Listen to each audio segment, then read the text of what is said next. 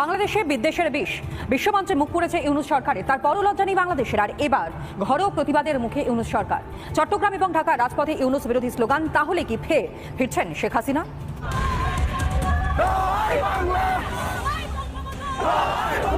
দিন শেষে আওয়ামী লীগই বিজয়ী হবে, আওয়ামী লীগ ঘুরে দাঁড়াবে এবং দিন শেষে শেখ হাসিনা এই দেশ চালাবেন। ছাত্রলীগ ভয়ঙ্কর রূপে ফিরে আসবে। এর পাশাপাশি আরেকটা বার্তা ছিল শেখ হাসিনা ফিরে আসবে। আপনি শব্দগুলো খেয়াল করেন, ছাত্রলীগ ভয়ঙ্কর রূপে ফিরে আসবে, ভয়ঙ্কর রূপে ফিরে আসবে, শেখ হাসিনা ফিরে আসবে। ডিজিটাল বোর্ডে হঠাৎ ভেসে উঠল শেখ হাসিনা এবং ছাত্রলীগ ফিরছে। ঘটনা খুলনা রেল স্টেশনের। আসসালামু আলাইকুম রহমতুল্লাহ, সবাই কেমন আছেন? আশা করি সবাই অনেক অনেক ভালো এবং সুস্থ আছেন। সবাইকে স্বাগতম জানাচ্ছি আমাদের আরো একটা নতুন ভিডিওতে। প্রতিদিনের মতো আমি আপনাদের সিরাত ফারুকি। দর্শক, আজকের ভিডিও টাইটেল এবং থাম্বনেল দেখে ইতিমধ্যে বুঝতে পেরেছেন আজকে কি বিষয়টা নিয়ে কথা বলবো। আজকে যে বিষয়টা নিয়ে কথা বলবো খুবই গুরুত্বপূর্ণ একটা বিষয়। ইতিমধ্যে আপনারা ভিডিওর শুরুতে কিছু অংশ বিশেষ দেখতে পেয়েছেন। আমরা একটু পরে ভিডিওর বাকি অংশগুলো দেখবো। তার আগে আপনাকে ছোট্ট একটু অনুরোধ জানিয়ে রাখতে চাই, সেটা হচ্ছে আমাদের চ্যানেলটিতে নতুন থাকলে চ্যানেল সাবস্ক্রাইব করে সাথে থাকবেন। তো দর্শক, ভিডিওটি যাতে বেশি বড় না করতে হয় সেই জন্য আমি আপনাদেরকে মূল আলোচনায় নিয়ে যাচ্ছি। তার আগে অনুরোধ করবো সবাইকে ধৈর্য সহকারে ভিডিওটি শেষ পর্যন্ত দেখে আশা করি আপনার ব্যক্তিগত মতামত কমেন্টে জানাবেন। আর বেশি কথা বলেছেন, আমরা ভিডিওগুলো একটু বিস্তারিত দেখে আসবো। ডিজিটাল বোর্ডে হঠাৎ ভেসে উঠল শেখ হাসিনা এবং ছাত্রলীগ ফিরছে। ঘটনা খুলনা রেল স্টেশনের। শনিবার রাতে হঠাৎ স্টেশনের মূল ফটকে ডিজিটাল বোর্ডে লেখা ওঠে নিষিদ্ধ ঘোষিত ছাত্রলীগের ফেরার বার্তা। এছাড়া শেখ হাসিনা ফিরবে এমন আশাবাদের বার্তাও ফুটে ওঠে ডিজিটাল ডিসপ্লেতে। তাৎক্ষণিক প্রতিবাদ করে রেলওয়ে শ্রমিক দল, স্থানীয় বিএনপি নেতারা। এই ঘটনায় ডিজিটাল বোর্ড অপারেটর ঠিকাদারি প্রতিষ্ঠানের কর্মীকে পুলিশে দিয়েছে বিক্ষোভ ধরা। সদর থানার ইন্সপেক্টর শাহজাহান আহমেদ জানান, নিরাপত্তাজনিত কারণে আসলাম হোসেন সেন্টুকে হেফাজতে নেওয়া হয়েছে। সে ডিজিটাল বোর্ড অপারেটর ঠিকাদারি প্রতিষ্ঠান ট্রিপল-ই আইনের কর্মচারী। এ বিষয়ে রেলওয়ে থানা আইনানুগ ব্যবস্থা নেবে। দিন শেষে আওয়ামী লীগই বিজয়ী হবে, আওয়ামী লীগের এই ঘোর কেটে যাবে, আওয়ামী লীগ ঘুরে দাঁড়াবে এবং দিন শেষে শেখ হাসিনা এই দেশ চালাবেন এবং দিন শেষে শেখ হাসিনাই বাংলাদেশের মানুষের সেবা করবেন।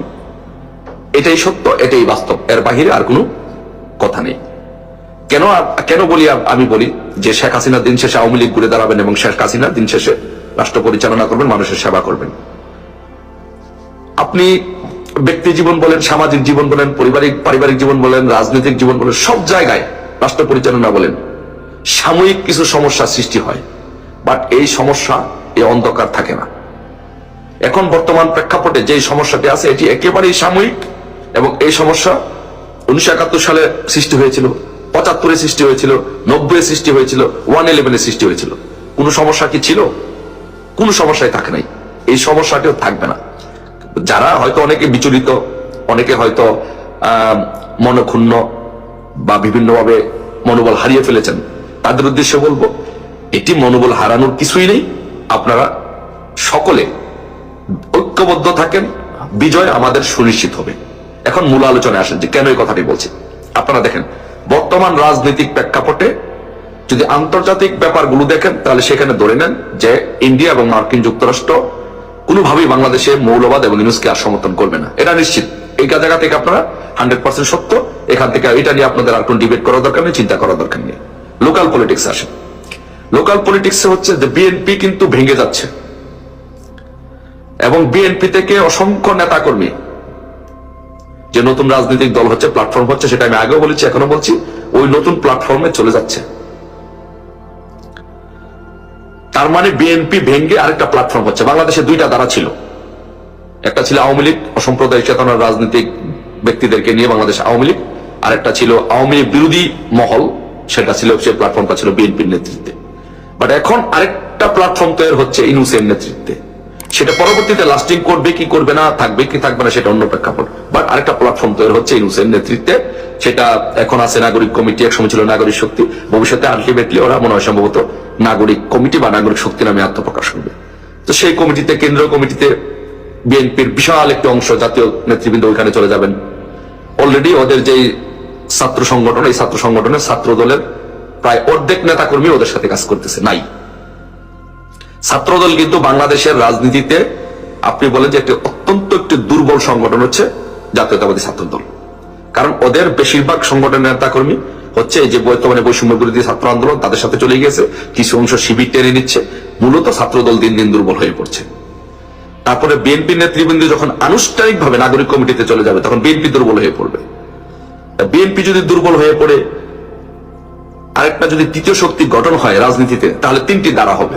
তো তিনটি ধারা হলে যে আওয়ামী লীগের যে মূল ধারাটি ছিল মুক্তিযুদ্ধের সপক্ষের এবং অসাম্প্রদায়িক চেতনার রাজনীতির যে ধারাটি ছিল, সে ধারাটিতে কিন্তু কোনো পরিবর্তন হচ্ছে না। আপনারা ভালোভাবে দেখবেন, কোন আওয়ামী লীগ কর্মীকে হাতে পায়ে বেঁধে কি নিতে পারবে নাগরিক কমিটিতে? নিতে পারবে? বিএনপিতে নিতে পারবে না, মরে যাবে, রক্ত দিবে। তবে দিন শেষে পানির নিচে থেকে উঠে ফিনিক্স পাখির মতো উঠে দাঁড়িয়ে বলবে জয় বাংলা, জয় বঙ্গ।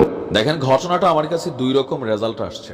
তো আমি আমার ব্যক্তি মতামত দিচ্ছি, এর পাশাপাশি আপনারা যথেষ্ট বিচক্ষণ, আমাদের ইউটিউব এবং ফেসবুকে যারা মানে বিশ্লেষকরা আছেন, মাশাআল্লাহ সব বিষয়ে আপনাদের যথেষ্ট জ্ঞান আছে। হ্যাঁ, তো আসুন দেখি আপনাদের জ্ঞান ঝাড়া শুরু করুন কমেন্টের মধ্যে। গতকালকে হঠাৎ করে একটা বিরল ঘটনা ঘটেছে। ঘটনাটা হচ্ছে খুলনায় রেল স্টেশনের সম্ভবত কি বলে যে স্টেশনের সামনেই একটা স্ক্রিন ছিল, রানিং লেখাগুলো মুভমেন্ট হয়, আপনারা দেখছেন এটা না? যে এখানে একটা বার্তা আসছিল, ছাত্রলীগ ভয়ঙ্কর রূপে ফিরে আসবে। এর পাশাপাশি আরেকটা বার্তা ছিল, শেখ হাসিনা ফিরে আসবে। আপনি শব্দগুলো খেয়াল করেন, ছাত্রলীগ ভয়ঙ্কর রূপে ফিরে আসবে, ভয়ঙ্কর রূপে ফিরে আসবে, শেখ হাসিনা ফিরে আসবে। এই ঘটনা নিয়ে রাত্রে যে উত্তেজনা হয়েছে, আসলে বিষয়টার পিছনে কারা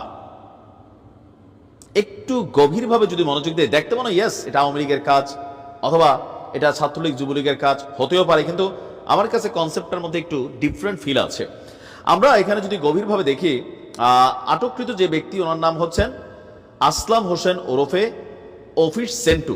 ডিজিটাল স্ক্রলিং এর বিষয়গুলো তিনি কন্ট্রোল করেন, মানে ওই স্ক্রিনে কি লেখাগুলো চলবে কি চলবে না, এই দায়িত্বটা তার হাতে। তো তিনি কি রাজনৈতিক কোনো ক্যারেক্টার? না, তিনি রাজনৈতিক কোনো ক্যারেক্টার না। এখন ঘটনা প্রেক্ষাপটে দেখা যাচ্ছে যে এই ঘটনায় জড়িত সেন্টুকে যখন আটক করেছে পুলিশ, খুলনার রেলওয়ে পুলিশের ওসি তিনি বলছেন বিষয়টি দেখার পর রেলওয়ে কর্তৃপক্ষ সেটা বন্ধ করেছে, আর আমরা স্থানীয় জনতা রেল স্টেশন কর্তৃপক্ষ এই সেন্টুকে আটক করে আমরা হেফাজতে নিয়েছি।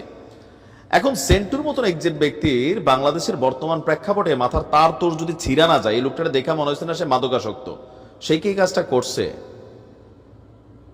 আমার কিন্তু এখানে দুইটা মতামত আছে। একটা মতামত আছে, আমার ধারণা কেন জানি আর কি, মানে সোজা জিনিস মাঝে মাঝে বাঁকা যায়, যে সেন্টুর চাকরি খাওয়ার জন্য হতে পারে তার কোনো সহকর্মী অথবা সামহাউ ইন্টারেস্টেড পিপল এই লেখাটা দিয়ে দিছে, যেহেতু এটা তার দায়িত্বে।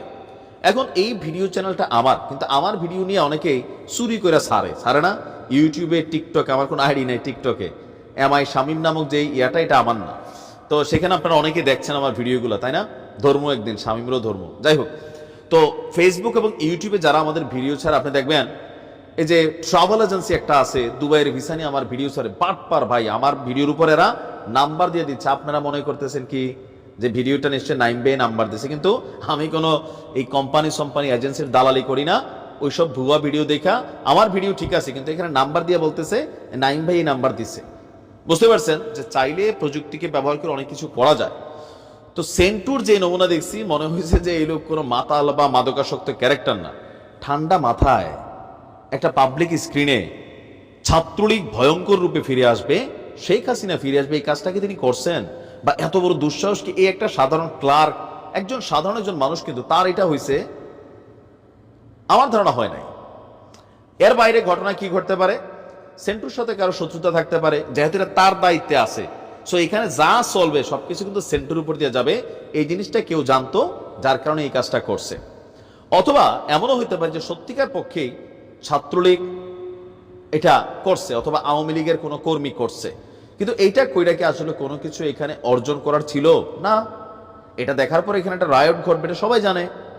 আর এই ঘটনায় অভিযুক্ত হয়ে যাবে সেন্টু, এটাও সবাই জানে, কারণ এই জিনিসটার কন্ট্রোলিং তার হাতে, পাসওয়ার্ডটা তার কাছে থাকে। এই লোকটা বিপদে পড়বে, কোথাও তো একটা জটলা আছে। এক যদি তো সেন্টু নিজে ছাত্রলীগ কর্মী, আমি জানি না, যদি তার রাজনৈতিক ব্যাকগ্রাউন্ডে থাকে তাহলে ধরে নিব ঘটলেও ঘটতে পারে, কিন্তু এই লোকটা দেখে আমার কাছে যতটুকু কথাবার্তায় মনে হয়েছে যে সামহাউ ট্র্যাপড। এটা আমার ব্যক্তি মতামত, বাট পুলিশ তাকে গ্রেপ্তার করেছে, নিশ্চয়ই আসল সত্যটা বের হবে। কারণ আমার কাছে মনে হয় না যে আওয়ামী লীগ এটা করছে, তারপরে আবার আওয়ামী লীগ অনেক সময় কল্পনার বাহিরেও কাজ করে, ঘটনা ঘটাই দেয়, মধ্যরাতে এই ঘটনা ঘটাইতেও পারে। যে একটু জানান দিলাম, দেখাই দিলাম, টুস করে ঢুকে যেতে পারি, তবে মানুষের মধ্যে একটু উৎকণ্ঠা উদ্বেগ তৈরি হলো, এটাও হইতে পারে। বাট এটার পারসেপশনটা কম আমার কাছে মনে হয়। তারপরেও আমাদের আইন শৃঙ্খলা বাহিনী কাজ করছে, নিশ্চয়ই আসল সত্য বের হয়ে আসবে। ভালো থাকবে। উন্নয়নের কথা বলে নোটিশ ছাড়াই শত শত ভারতীয় মুসলমানদের ঘরবাড়ি ভেঙে ফেলা হচ্ছে। ক্ষমতাসীন বিজেপি শাসিত রাজ্যগুলোতে দলটির সমালোচকদের শাস্তি দিতে এমন পদক্ষেপ নেওয়ার অভিযোগ উঠেছে মোদী সরকারের বিরুদ্ধে।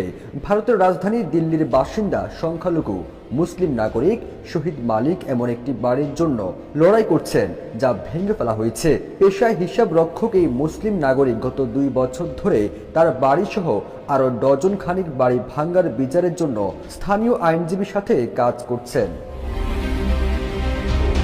2022 সালের অক্টোবর মাসে দিল্লি উন্নয়ন কর্তৃপক্ষ ভারতের রাজধানীতে নগর পরিকল্পনা, আবাসিক ও বাণিজ্যিক প্রকল্প নির্মাণের কোনো জরিপ বা বিজ্ঞপ্তি ছাড়াই বাড়িগুলো ভেঙে ফেলে। মালিক যে মামলাগুলো দায়ের করেছেন তার একটি রেসিডেন্ট ওয়েলফেয়ার অ্যাসোসিয়েশনের পক্ষে এবং অন্যটি তার নিজের বাড়ির জন্য। মামলাগুলো এখনও শুনানির অপেক্ষায় রয়েছে। শুনানির দিন ক্রমাগত পিছিয়ে দেওয়া হচ্ছে। মামলার অভিযোগ উপস্থাপন করার সুযোগ পাননি তিনি। অফার ওয়ালটন ফ্রিজ কিনে পেতে পারেন 20 লক্ষ টাকা, রয়েছে কোটি কোটি টাকার নিশ্চিত উপহার। সাম্প্রতিক বছরগুলোতে মালিকের মতো শত শত ভারতীয় মুসলমানদের কোনো নোটিশ ছাড়াই, অনেক ক্ষেত্রে আইনি নথি ছাড়া ঘরবাড়ি ভেঙে ফেলা হয়েছে। প্রায় নগর কর্তৃপক্ষ নগর উন্নয়ন, সৌন্দর্য বর্ধন ড্রাইভ বা অবৈধ দখল সাফ করার কথা বলে ঘরবাড়ি ভেঙে ফেলা হচ্ছে। অনেক ক্ষেত্রে নরেন্দ্র মোদীর দল বিজেপি শাসিত রাজ্যগুলোতে দলটির সমালোচকদের বিরুদ্ধে শাস্তিমূলক ব্যবস্থা হিসেবে সরকার প্রকাশ্যেই এমন ধ্বংসের কথা বলেছেন নেতারা। উত্তরপ্রদেশের মুখ্যমন্ত্রী যোগী আদিত্যনাথ ইতিমধ্যে বুলডোজার বাবা উপাধি পেয়েছেন। অন্যদিকে মধ্যপ্রদেশের সাবেক মুখ্যমন্ত্রী শিবরাজ সিং চৌহান বুলডোজার মামা হিসেবে জনপ্রিয়তা অর্জন করেছেন। নাজমুস সাকিব নামে দিল্লির এক আইনজীবী জানান, অনুমোদনহীন নির্মাণের দাবিগুলো অসঙ্গত এবং বিশেষভাবে বারবার একটি সম্প্রদায়কে আলাদা করে স্বীকার করা হচ্ছে। এমন অবস্থায় আমাদের পক্ষে নির্দিষ্ট সম্প্রদায়কে বিচারিক প্রতিষ্ঠানের উপর আস্থা রাখতে বোঝানো কঠিন হয়ে পড়েছে। সর্বত্র আশাহীনতার এক অনুভূতি তৈরি হয়েছে। ফিরোজ আলম, জয় জয় দিন। তো প্রিয় দর্শক, ইতিমধ্যে আপনারা সবাই ভিডিওগুলো দেখে আশা করি বুঝতে পেরেছেন আজকের ভিডিওর বিষয়বস্তু। আশা করি ভিডিওটা দেখে আপনাদের কেমন লেগেছে, বক্তব্যগুলো প্রসঙ্গে আপনার মতামত অবশ্যই দ্রুত কমেন্টে জানিয়ে ফেলবেন। আর আমাদের চ্যানেলটিতে নতুন থাকলে বরাবর মতো অবশ্যই আমাদের চ্যানেল সাবস্ক্রাইব করে সাথে থাকবেন। যারা ইতিমধ্যে সাবস্ক্রাইব করেছেন তাদেরকে অসংখ্য অসংখ্য ধন্যবাদ। যারা সাবস্ক্রাইব করেনি তাদেরকে অনুরোধ করবো আমাদের চ্যানেলের সাথে থাকুন। দেখতে দেখতে একদিন ভালো লাগা ভালোবাসা হয়ে যাবে ইনশাল্লাহ। আজকে এই পর্যন্তই, দেখাবো না কোনো ভিডিওতে। ভালো থাকবেন, সুস্থ থাকবেন। আল্লাহ হাফেজ।